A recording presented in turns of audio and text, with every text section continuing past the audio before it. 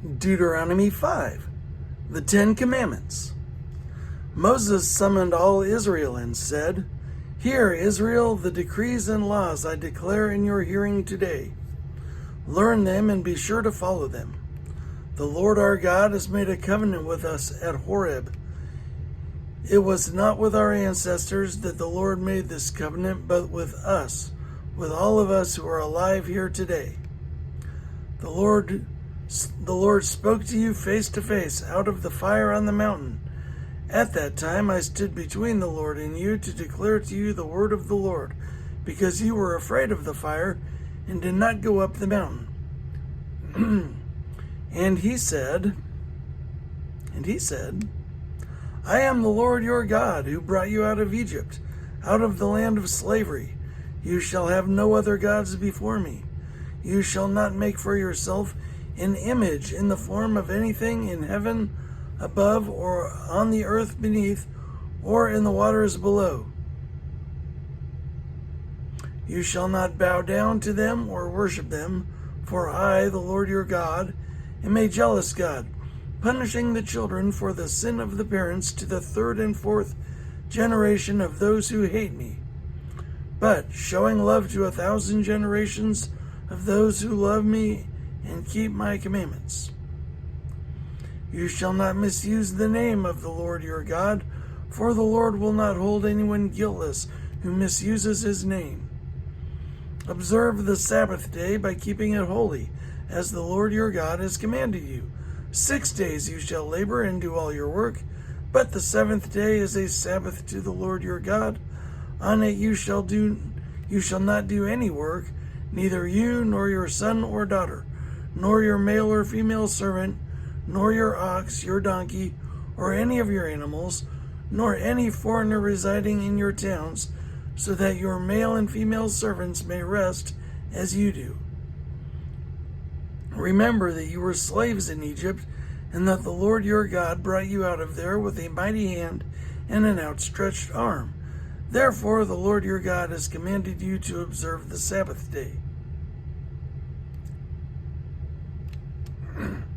Honor your father and your mother, as the Lord your God has commanded you, so that you may live long and that it may go well with you in the land the Lord your God is giving you.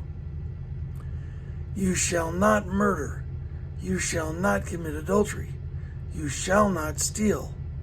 You shall not give false testimony against your neighbor. You shall not covet your neighbor's wife. You shall not set your desire on your neighbor's house or land, his male or female servant, his ox or donkey, or anything that belongs to your neighbor. These are the commandments the Lord proclaimed in a loud voice to your whole assembly there on the mountain from out of the fire, the cloud, and the deep darkness, and he added nothing more. Then he wrote them on 2 stone tablets and gave them to me. When you heard the voice out of the darkness, while the mountain was ablaze with fire, all the leaders of your tribes and elders came to me, and you said, "The Lord our God has shown us his glory, his majesty, and we have heard his voice from the fire. Today we have seen that a person can live even if God speaks with them. But now, why should we die? This great fire will consume us, and we will die if we hear the voice of the Lord our God any longer. For what mortal has ever heard the voice of the living God speaking out of fire as we have and survived?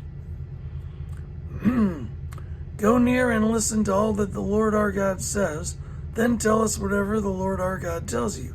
We will listen and obey. The Lord heard you when he spoke to me, and the Lord said to me, I have heard what this people said to you.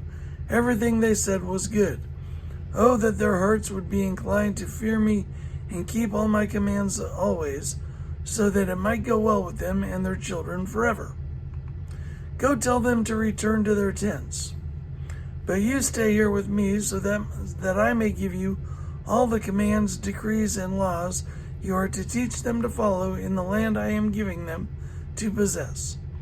So be careful to do what the Lord your God has commanded you. Do not turn aside to the right or to the left. Walk in obedience to all the Lord your God has commanded you, so that you may live and prosper and prolong your days in the land that you will possess.